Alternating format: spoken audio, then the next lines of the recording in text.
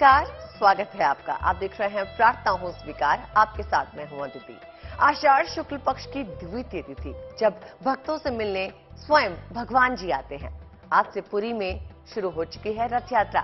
आज भगवान जगन्नाथ अपने भाई बलराम और बहन सुभद्रा के साथ नगर भ्रमण पे हैं। भगवान जगन्नाथ रथ यात्रा जैसी कोई दूसरी यात्रा पूरी दुनिया में कहीं नहीं होती। रथ यात्रा का इतिहास तो अति प्राचीन माना गया है, लेकिन रथ यात्रा का ये उत्सव केवल यात्रा का उत्सव भर नहीं, सैकड़ों परंपराएं इस उत्सव में निभाई जाती हैं।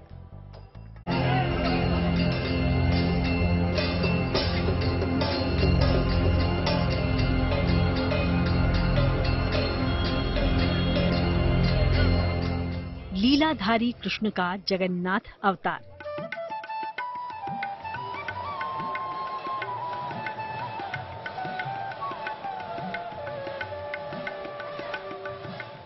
भगवान के दरबार में भक्तों का अंबार।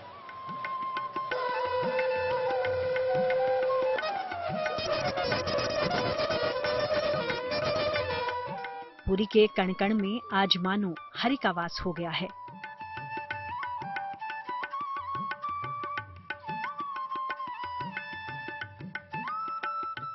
आज ऐसा प्रतीत हो रहा है जैसे पुरी की धरा पर बैकुंठ उतर आया है। मन को मोह लेने वाला विहंगम दृश्य जगन्नाथ जी की रथ यात्रा का है।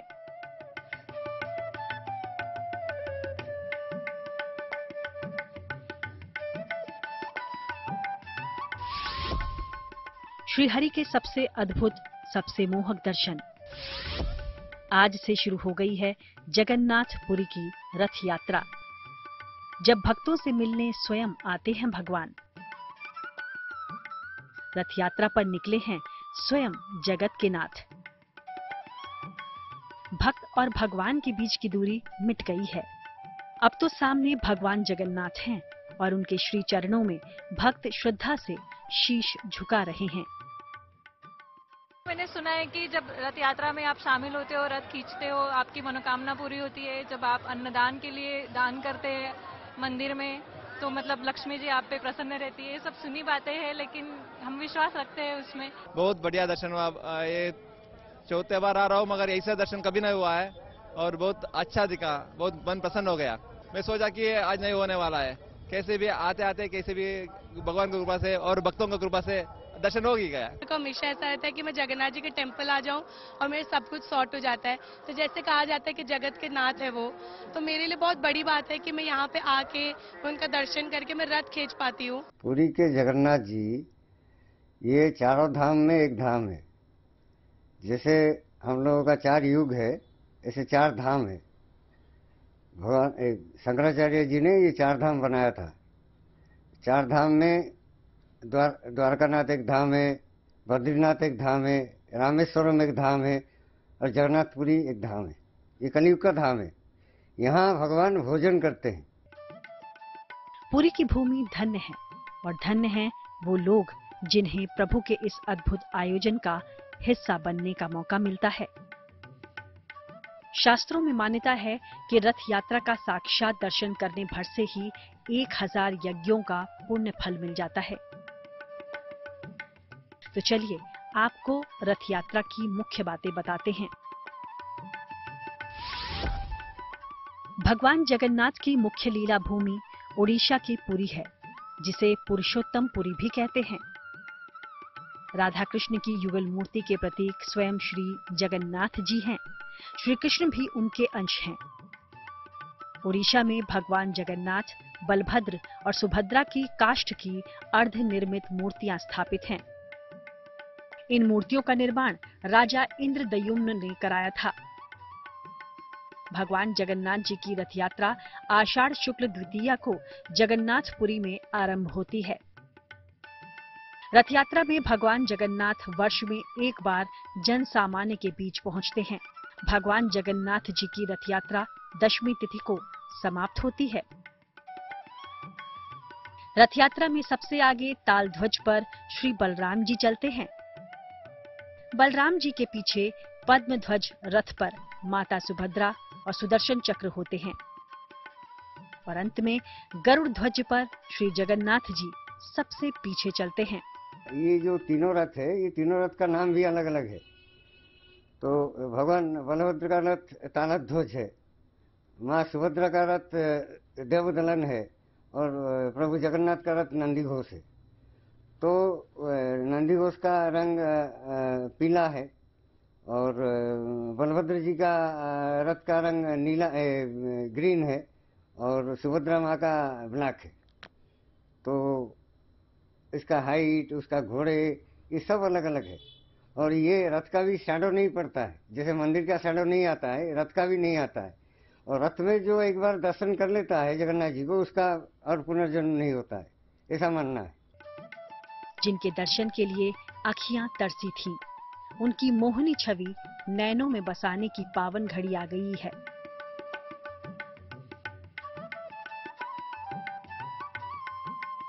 भव्य ढंग से सजे धजे इन रथों को देखकर लगता है कि पुरी की धरती पर स्वयं उतर आए हैं भगवान जगन्नाथ।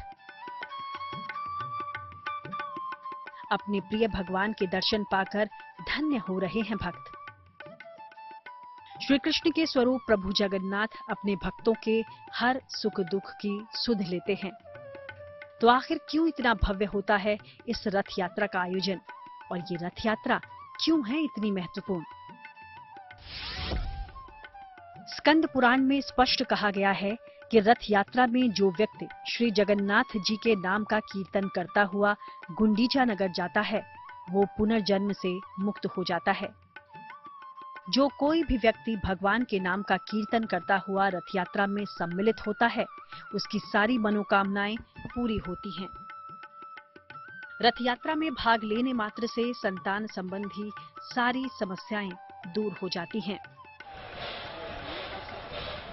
वो लोग तो परम सौभाग्यशाली हैं जिन्हें जगत के नाथ भगवान जगन्नाथ की सेवा का पुण्य प्राप्त होता है। लेकिन जो लोग पुरी की रथ यात्रा में शामिल नहीं हो पा रहे हैं, हम बताते हैं उनके लिए जगन्नाथ जी की पूजन विधि क्या है। भगवान जगन्नाथ जी को जब मंदिर में रहते हैं तो षोडशोपचार में पूजा होता है। सुबह मंगला आरती होता है, जब दरवाजा खुलता है। मंगला आरती के बाद अवकाश नीति होता है, जब वो नहाते हैं। अवकाश के बाद गोपाल वल्लभ होता है, गोपाल वल्लभ नाश्ता करते हैं। उसके बाद सकाल धूप होता है, जो लंच होता है। उसके बाद पहला भोग मंडप होता है। भोग मंडप में जो भोग होता है सब लोगों के लिए होता है जो महाप्रसाद खाते हैं। फिर दोपहर का धूप होता है, फिर भोग मंडप होता है, फिर संध्या धूप होता है। उससे पहले संध्या आरती होता है और ध्वजा भी लगता है रोज शाम को 5 साढ़े 5 बजे। उसके बाद रात को संध्या धूप होता है और लास्ट भोग मंडप होता है। इसके बाद बड़ा सिंगार भेष होता है और फिर शयन को जाते हैं। भगवान जगन्नाथ आषाढ़ शुक्ल द्वितीया से दशमी तक जन सामान्य के बीच रहते हैं।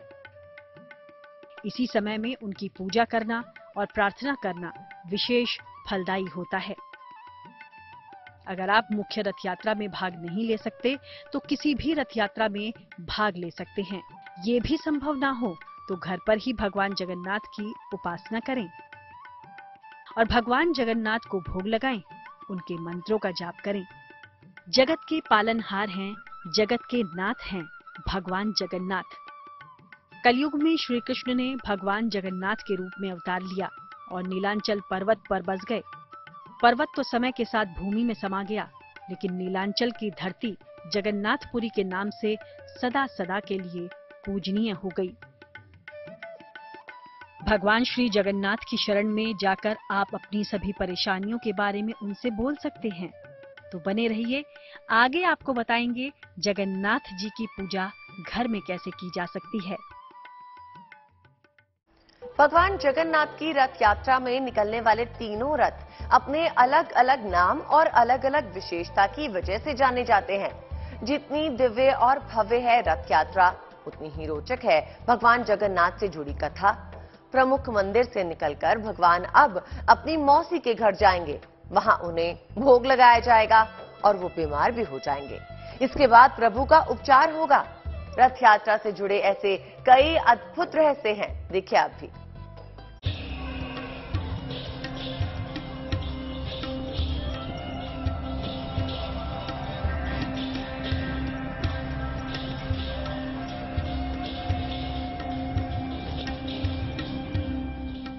श्री कृष्ण के स्वरूप भगवान जगन्नाथ की रथ यात्रा की भव्यता देखकर अति प्रसन्न हो जाता है भक्तों का मन।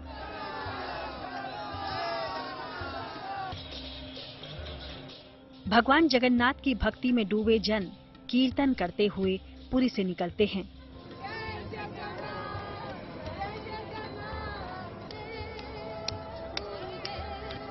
मान्यता ये भी है कि भगवान जगन्नाथ की रथ यात्रा का पुण्य 100 यज्ञों के बराबर होता है। ये रथ यात्रा देश, धर्म और तमाम धार्मिक मान्यताओं से परे है। बसंत पंचमी से होती है यात्रा की शुरुआत। बसंत पंचमी पर ही रथ बनाने के लिए लकड़ी का चयन होता है। रथ यात्रा के तीनों रथ नीम की लकड़ी के बने होते हैं। नीम की अखंडित पवित्र लकड़ी को दारू कहते हैं। रथों को बनाने का काम अक्षय तृतीया से शुरू होता है। प्रभु की इस महाकल्याणकारी रथ यात्रा को भले ही जगन्नाथ यात्रा कहा जाता है, लेकिन इसमें भगवान जगन्नाथ के साथ उनके भाई बलभद्र और बहन सुभद्रा की रथ यात्रा भी निकलती है। तीनों ही रथों को बनाने में किसी भी तरह के कांटे, कील का इस्तेमाल बिल्कुल नहीं किया जाता है। कई मंजिला ऊंचे इन रथों को आज भी हाथ से ही बनाया जाता है। तीनों देवों के रथ सजे संवरे और अलग अलग होते हैं। ये आप सोचिए, ये भगवान जीवंत भगवान है। वो आप पहले तो लोग जाके पकड़ते थे, पकड़ के दर्शन करते थे। अभी तो सुप्रीम कोर्ट मना कर दिया, इसलिए छू नहीं पाते हैं। लेकिन आपके बदन में जैसा गर्मी है, जैसा नरमी है, जैसा पसीना है, सब जगन्नाथ जी में है। यही रहस्य है, और क्या है। अभी जो हुआ, अभी जो स्नान यात्रा हुआ, स्नान यात्रा के बाद का दिन से आप सोचिए, विश्वास कीजिए नहीं कीजिए मुझे पता नहीं, लेकिन 104 से ज्यादा बुखार था। ये हाथ लगाने से पता चलता है। हम लोग लगाते हैं, हाथ लगाते हैं, काम करते हैं। अभी तो किसी को अलाउ नहीं था, आज दर्शन सब लोग किए। साल में एक बार ही भ्रमण पर निकलते हैं जगन्नाथ भगवान। भगवान जगन्नाथ के साथ उनके भाई बलभद्र और बहन सुभद्रा भी यात्रा करते हैं। तीनों देव अलग अलग रथ पर भव्य यात्रा के लिए निकलते हैं। ये रथ यात्रा जगन्नाथ मंदिर से गुंडीचा मंदिर तक होती है। भगवान जगन्नाथ के रथ का नाम नंदीघोष है। भगवान बलभद्र के रथ का नाम तालध्वज और देवी सुभद्रा के रथ का नाम दर्पदलन है। ये तीनों गुंडीचा मंदिर में 7 दिन तक विश्राम करते हैं। 7 दिन बाद फिर इसी तरह से देवों को वापस उनके मुख्य मंदिर में लाया जाता है। भगवान जगन्नाथ आषाढ़ माह के 10वें दिन पुरी के लिए प्रस्थान करते हैं। रथों की वापसी की रस्म को बहुड़ा यात्रा कहते हैं। यात्रा समाप्त होने के बाद भी तीनों देवी देवता रथ में ही रहते हैं। फिर दूसरे दिन एकादशी को इन्हें मंदिर में प्रवेश कराया जाता है।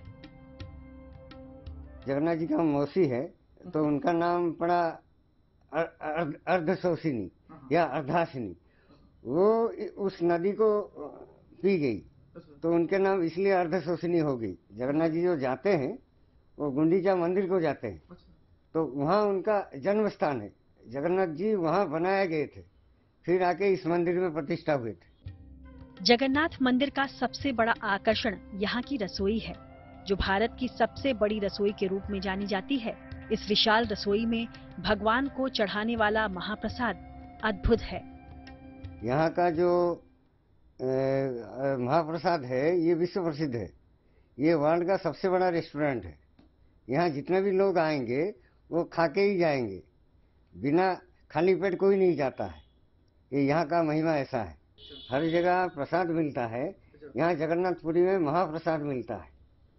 तो ये महाप्रसाद, ये हांडी के ऊपर हांडी रहता है, हांडी के ऊपर हांडी रहता है, पहला ऊपर वाला हांडी होता है। तो ये एक चमत्कार है अपने आप में। जगन्नाथ जी को दिन में 6 बार महाप्रसाद चढ़ाया जाता है। भोजन में 7 विभिन्न प्रकार के चावल, 4 प्रकार की दाल, 9 प्रकार की सब्जियां और अनेक प्रकार की मिठाइयां परोसी जाती हैं। मीठे व्यंजन तैयार करने के लिए यहाँ शक्कर की बजाय अच्छे किस्म का गुड़ प्रयोग में लाया जाता है।